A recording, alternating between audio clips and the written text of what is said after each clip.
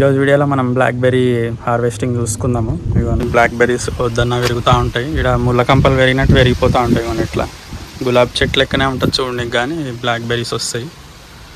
నార్మల్గా ఏంటంటే చాలామంది సెక్యూరిటీ కోసం అని వెనక గోడకి వేసుకుంటారు అనమాట ఈ ముళ్ళ కంచె. పండ్లకు పండ్లు, సెక్యూరిటీకి సెక్యూరిటీ అనేసి. కానీ చాలా గలీజ్గా గుచ్చుకుంటాయి పట్టుకునే అంటే. ఎట్లా అంటే పండ్లు చూస్తారు కదా, మస్తున్నాయి ఫ్రెష్గా.